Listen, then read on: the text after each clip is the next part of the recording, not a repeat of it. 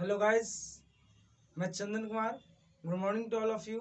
आपका अपना channel trust study point पर तहे दिल से स्वागत है। तो आप मेरे चैनल को सब्सक्राइब करें, शेयर करें, लाइक करें और बगल में आए बेल आइकन को जरूर दबाएं ताकि इस चैनल से संबंधित सही प्रकार का नोटिफिकेशन आपको प्राप्त हो सके। तो हाँ मेरे साथियों, आज मैं आप लोग को समक्ष बहुत ही अच्छे वीडियो प्रस्तुत करने जा रहा हूँ। आज शिक्षक दिवस के शुभ अवसर पर शिक्षक दिवस के शुभ अवसर पर बहुत सारे बच्चों को भाषण देने के लिए प्रोत्साहित किया जाता है, भाषण देने के लिए कहा जाता है। तो ऐसे परिस्थिति में आप क्या करें और बहुत ही अच्छे ढंग से भाषण का प्रस्तुतिकरण आप किसी भी रंगमंच पर, स्टेज पर कैसे कर सकते हैं, एक दूसरे को किस प्रकार से प्रभावित कर सकते हैं, इन सारे तथ्यों को हम भली भांति समझने का प्रयास करेंगे।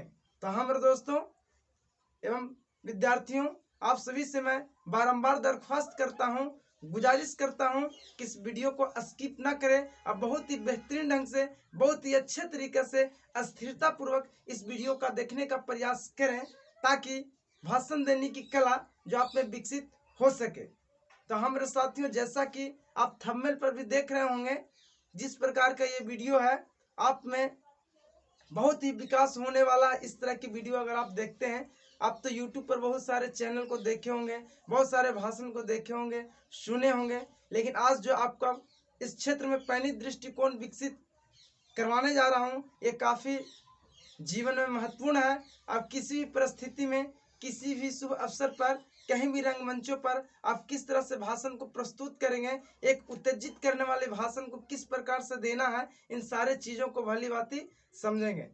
तो आपको शुरुआत कैसे करना है, आपको किस प्रकार से रहना है। तो सर्वप्रथम क्या आपको किसी भी स्टेज पे जाना है तो आपका पर्सनालिटी बहुत ही वेल होनी चाहिए, आपका पहनावा ओढ़ावा बहुत ही अच्छा होना चाहिए ताकि आप दूसरों को आकर्षित कर सकें। और बोलने की कला तो आप इसमें धीरे धीरे निपुणता हासिल कर लेंगे, लेकिन कुछ शब्दों को आपको इस प्रकार से बोलना है ताकि सही व्यक्ति आपके ओर आकर्षित हो जाए।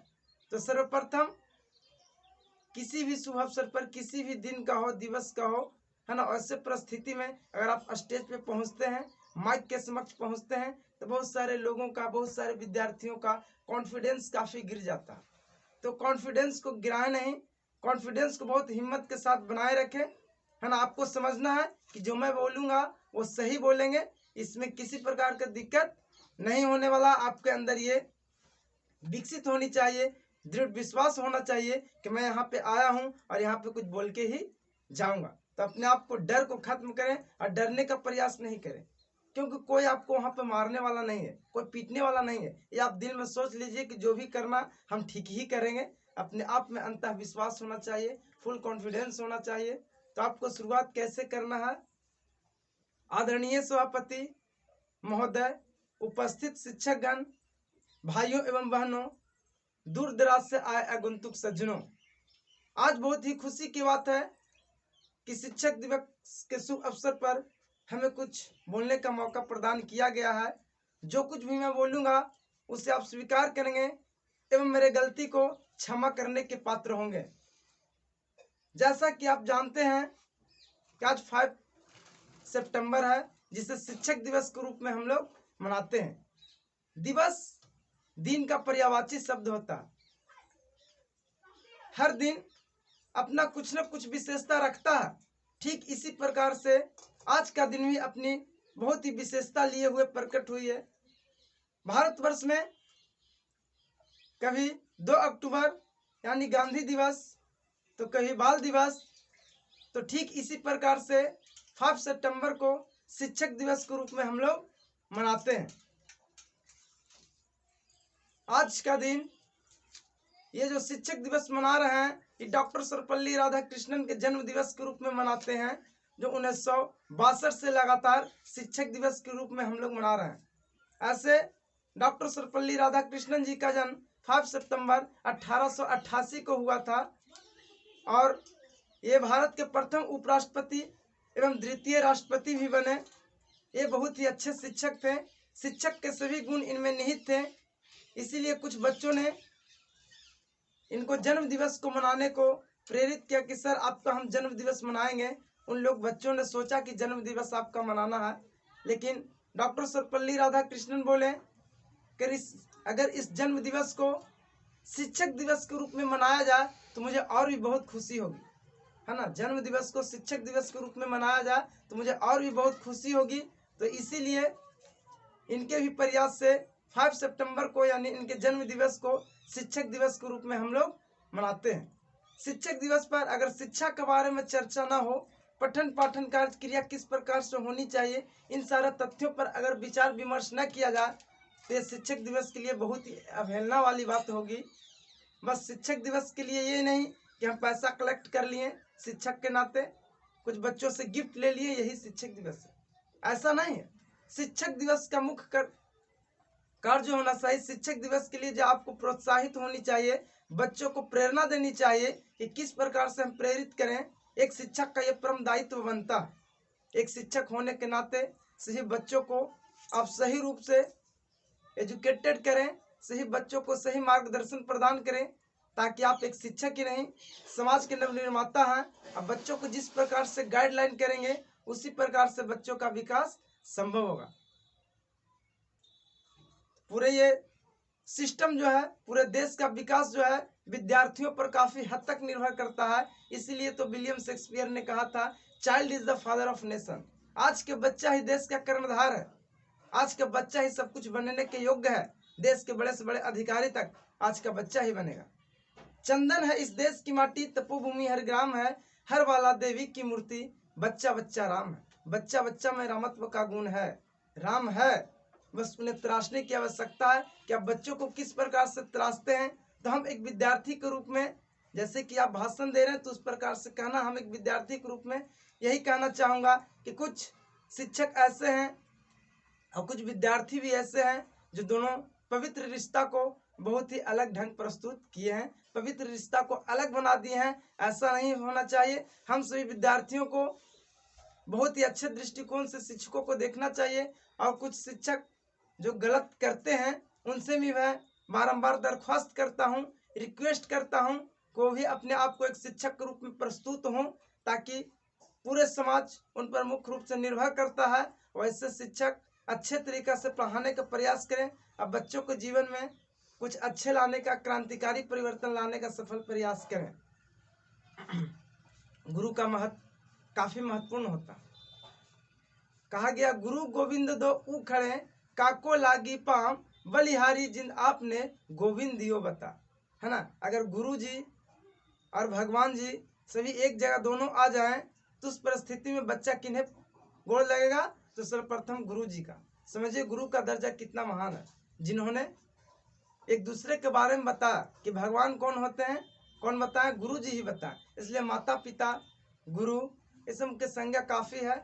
आपके कहने का मेरा तात्पर्य हुआ कि गुरु सर्वश्रेष्ठ है, गुरु पूजनीय है, विद्वान सर्वत्र पूज्यते, विद्या की पूजा सभी जगह होते हैं।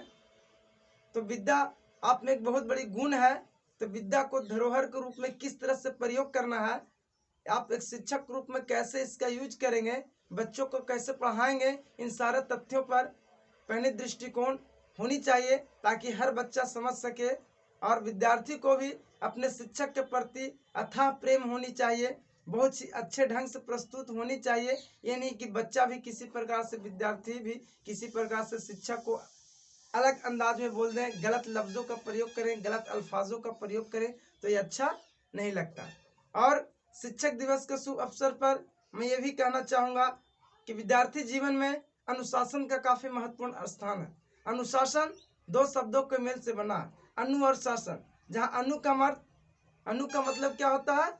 अनु और शासन दो शब्दों के मिलने से अनुशासन बना है। जहाँ अनु का अर्थ शासन, अनु का अर्थ पीछे, और शासन का अर्थ शासन से होता, अर्थात शासन यानी कानून के मुताबिक ही चलना अनुशासन कहलाता है। यानी जो आपके लिए नियम कानून बनाए गए हैं स्कूल में या कहीं भी आप काम करते हो, वहाँ उस नियम के तहत ही चलना अनुशासन कहलाता है। विद्यार्थी जीवन में अनुशासन का काफ़ी महत्वपूर्ण स्थान है। आप अनुशासन के अभाव में कोई भी कार्य को सही रूप से अंजाम नहीं दे सकते। कहने का मुख्य तात्पर्य हुआ कि अनुशासन ही देश को महान बनाता है। Discipline makes great the country. तो अनुशासन खास करके विद्यार्थी जीवन में काफ़ी महत्वपूर्ण स्थान रखता है। लेकिन आजकल अनुशासन का घोर पतन हो रहा है, घरों में भी देखने को मिलता है। बहुत सारे बहू होती है ना, चाय बनाकर पी जाती है और सास मुंह ताकते रह जाती है। क्या यही अनुशासन है? बाप खैनी लगाता है, बेटा खैनी खाता है। क्या यही अनुशासन है? ऐसी अनुशासन नहीं होनी चाहिए। अनुशासन और इसके साथ साथ शिष्टाचार भी होनी चाहिए। अपने से बड़ों को किस प्रकार से आप बात करें, अपने से छोटों को बाबू, है ना, और वगैरह वगैरह शब्दों से संबोधित करें, ताकि शिष्टाचार का भी पालन हो सके। तो शिष्टाचार और अनुशासन काफ़ी बेहद जरूरी है। और शिक्षक को भी चाहिए कि विद्यार्थी को अच्छे ढंग से हम प्रस्तुत करें, अच्छे ढंग से इन्हें सिखाने का कुछ प्रयास करें, ताकि समाज के नवनिर्माण में इनका महत्वपूर्ण योगदान, इनकी महत्वपूर्ण भूमिका अदा हो सके। क्योंकि आप शिक्षक हैं, काफ़ी हद तक विद्यार्थियों का जीवन शिक्षक पर निर्भर करता है। इनफैक्टली a student's life is depend on teacher, so it is the very important for a student's life। विद्यार्थी को भी समझना चाहिए कि हमें किस तरह से शिक्षा लेनी है, कैसे अदब से पेश आनी है।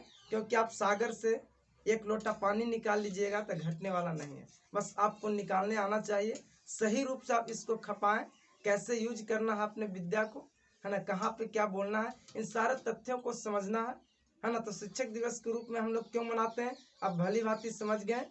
और शिक्षक को भी चाहिए कि बहुत ही शालीनता स्वभाव से हम बच्चों के समक्ष पेश आएँ और बहुत ही उदारता ढंग से आएँ, ताकि हर बच्चा अपने प्रश्न को सही रूप से पूछ सके, ताकि हर बच्चा आंसर को जान सके और शिक्षक सही रूप से उसे आंसर देने का प्रयास करे, डांटने का प्रयास नहीं करें। एक अच्छे फ्रेंडशिप निभाएं कि गुरु और बच्चों में किस तरह से दोस्ती होना चाहिए, है ना। पहले के जमाना से ही, धरोहर से ही परंपराएं हैं, परंपरा है कि बहुत पहले से ही हमारे गुरु और शिष्य का संबंध बहुत ही अच्छा रहा है ना।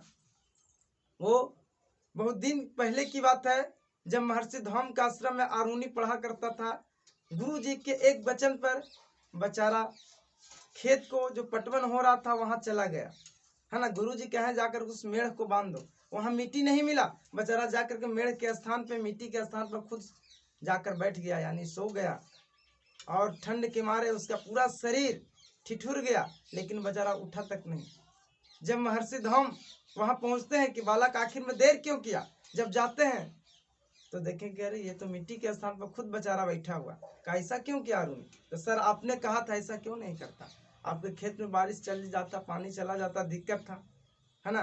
बेचारे गुरुजी पूरे अरुणी को गले से लगा लिए कि विद्यार्थी हो तो ऐसा, है ना। तो आप भी एक अच्छे विद्यार्थी, सफल विद्यार्थी बनने का प्रयास करें। एक शिक्षकों को भी चाहिए कि हम पूर्ण रूप से बच्चों को उनकी समस्याओं का समाधान, उनकी समस्याओं का हल हम अच्छे तरीक़ा से कर सकें।